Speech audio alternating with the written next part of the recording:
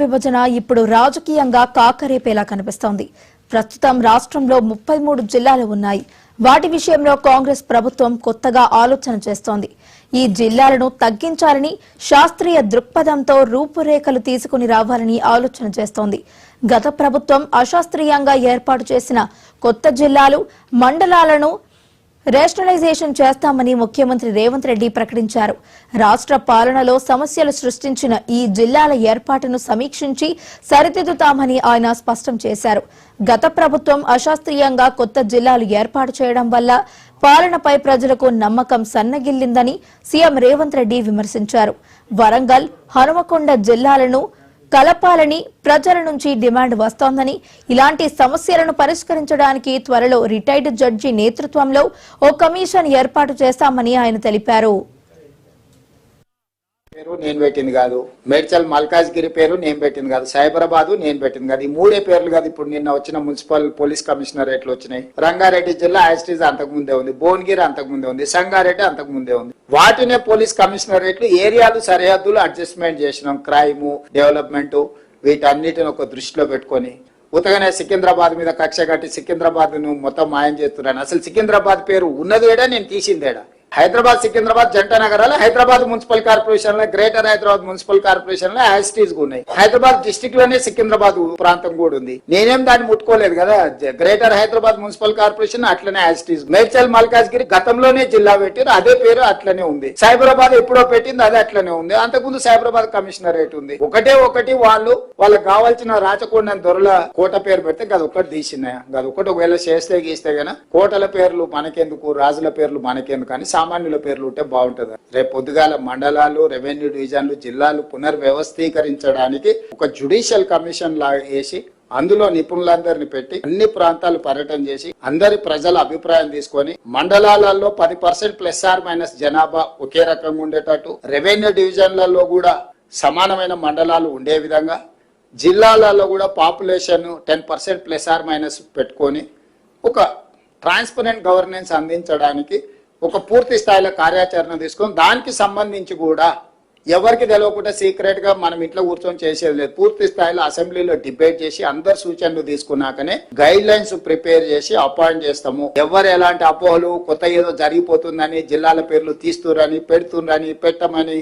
తీయండి అని ఇవన్నీ వదిలే. రేపు బడ్జెట్ సమావేశంలో వీటన్నిటి మీద కూలంకషంగా అన్ని రాజకీయ పార్టీలు చర్చించి విధి విధానాలు ఖరారు చేసి ఏ రకమైన నిర్ణయాలు తీసుకోవాలని అప్పుడు తీసుకుంటాం. మీరు కూడా ఎప్పుడైనా క్యాంప్ పని మీద పోతే మీ పిల్లలు ఇంట్లో ఉంటే, మీ పిల్లలు చిన్నోళ్ళు ఉన్నా లేకపోతే మీ మనవరాళ్ళు చిన్నోళ్ళు ఉంటే వాళ్ళకి ఏమైనా ఉండని మీరు చివరికి చాక్లెట్ అన్నది తెచ్చినా లేదా అని వాళ్ళు చూస్తారు. అవునా? అట్లనే మీ జీతభత్యాలు ఎన్నైనా రాని, మా అన్న వస్తున్నాడు, మా ముఖ్యమంత్రి వస్తున్నాడు అంటే ఏమన్నోడు తెస్తాడు కదా అని మీరు అనుకుంటారు కదా. అందుకే మీ డిఏకి ఇప్పుడే సంతకం పెట్టి ఇక్కడికి వచ్చిన హైదరాబాద్ పేరు.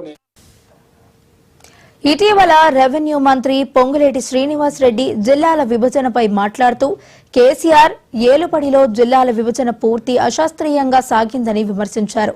అందుకే తాము అవసరమైన మేరకు జిల్లాలను తగ్గించి అవసరం లేని వాటిని తొలగిస్తామని కూడా చెప్పుకొచ్చారు. లోక్సభ సెగ్మెంట్ కు ఓ జిల్లా ఏర్పాటు చేసే యోచనలో సర్కారు ఉన్నట్లు తెలుస్తోంది. కనిష్టంగా 17 నుండి 20 వరకు జిల్లాల కుదించనున్నారు. రాజకీయంగా ఎలాంటి ఇబ్బందులు తలెత్తకుండా జాగ్రత్తలు తీసుకుంటున్నట్లు తెలుస్తోంది. ఈ నేపథ్యంలో జిల్లాల విభజనపై బీఆర్ఎస్ కూడా స్ట్రాంగ్ గానే రియాక్ట్ అవుతోంది.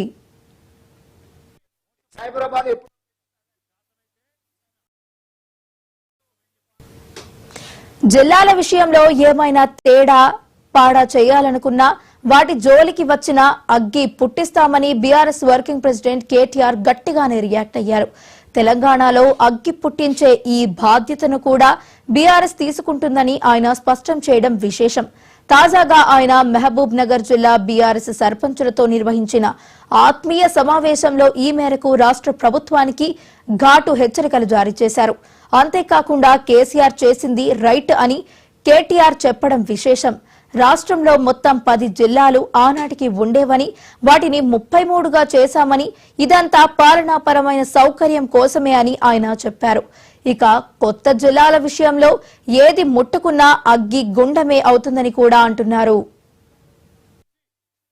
కాంగ్రెస్ ప్రభుత్వం ఏం చెప్తుందో తెలుసా? కేసీఆర్ తప్పు చేసిండు. తాండాల్ గ్రామ పంచాయతీలు చేసేది కాకుండా, మహబూబ్ నగర్ జిల్లాను 5 ముక్కలు చేసేది కాకుండా, అందుకే వనపర్తి రద్దు చేస్తాం, నారాయణపేట రద్దు చేస్తాం, గద్వాల జిల్లా కూడా రద్దు చేస్తామని చెప్పి పొంగులేటి శ్రీనివాస్ రెడ్డి రెవెన్యూ మంత్రి గారు ప్రకటిస్తా ఉన్నాడు. శాస్త్రీయంగా చేయలేదు, వీటన్నిటిని తీసేస్తామంటున్నాడు. మరి తీసేస్తే నారాయణపేట లూకుంటారా, గద్వాలో లూకుంటారా, వనపర్తితో లూకుంటారా? కలెక్టర్లను మీ గడప దగ్గర తీసుకొచ్చి కేసీఆర్ కూర్చోబెడితే కాదు ఇవన్నీ ఎత్తేస్తాం అని చెప్పి అలా రేవంత్ రెడ్డి మాట్లాడుతుంటే చూస్తా ఊరుకుందామా? ఆలోచన చేయండి. నేను రేవంత్ రెడ్డి ప్రభుత్వాన్ని హెచ్చరిస్తా ఉన్నా, మీరు గద్వాల జిల్లా ముట్టినా, వనపర్తి జిల్లా ముట్టినా, నారాయణపేట జిల్లా ముట్టినా అక్కడ అగ్గి ఉట్టిచ్చే బాధ్యత బీఆర్ఎస్ తీసుకుంటది. అక్కడే ఉద్యమాలకు కూడా శ్రీకారం చుడతామని చెప్పి కూడా హెచ్చరిస్తా ఉన్నా. పిచ్చి పొరపాట్లు చేయకండి. నీకు అధికారం ఇచ్చింది నీ అడ్డమైన అబద్ధపు హామీలను చూసి మోసపోయి ప్రజలు అవకాశం ఇచ్చినారు. నీకు చేతనైతే ఇచ్చిన హామీలు నెరవేర్చు. కాంగ్రెస్ ప్రభుత్వం ఏం చెప్తుందో తెలుసా? కేసీఆర్ తప్పు చేసిండు. తాండాల్ గ్రామ పంచాయతీలు చేసేది కాకుండా, మహబూబ్ నగర్ జిల్లాను 5 ముక్కలు చేసేది కాకుండా, అందుకే వనపర్తి రద్దు చేస్తాం, నారాయణపేట రద్దు చేస్తాం, గద్వాల జిల్లా కూడా రద్దు చేస్తామని చెప్పి పొంగులేటి శ్రీనివాస్ రెడ్డి రెవెన్యూ మంత్రి గారు ప్రకటిస్తా ఉన్నాడు. శాస్త్రీయంగా చేయలేదు, వీటన్నిటిని తీసేస్తామంటున్నాడు. మరి తీసేస్తే నారాయణపేట లూకుంటారా, గద్వాలో లూకుంటారా, వనపర్తితో లూకుంటారా? కలెక్టర్లను మీ గడప దగ్గర తీసుకొచ్చి కేసీఆర్ కూర్చోబెడితే కాదు ఇవన్నీ ఎత్తేస్తాం అని చెప్పి అలా రేవంత్ రెడ్డి మాట్లాడుతుంటే చూస్తా ఊరుకుందామా? ఆలోచన చేయండి. నేను రేవంత్ రెడ్డి ప్రభుత్వాన్ని హెచ్చరిస్తా ఉన్నా, మీరు గద్వాల జిల్లా ముట్టినా, వనపర్తి జిల్లా ముట్టినా, నారాయణపేట జిల్లా ముట్టినా అక్కడ అగ్గి ఉట్టిచ్చే బాధ్యత బీఆర్ఎస్ తీసుకుంటది. అక్కడే ఉద్యమాలకు కూడా శ్రీకారం చుడతామని చెప్పి కూడా హెచ్చరిస్తా ఉన్నా. పిచ్చి పొరపాట్లు చేయకండి. నీకు అధికారం ఇచ్చింది నీ అడ్డమైన అబద్ధపు హామీలను చూసి మోసపోయి ప్రజలు అవకాశం ఇచ్చినారు. నీకు చేతనైతే ఇచ్చిన హామీలు నెరవేర్చు. కాంగ్రెస్ ప్రభుత్వం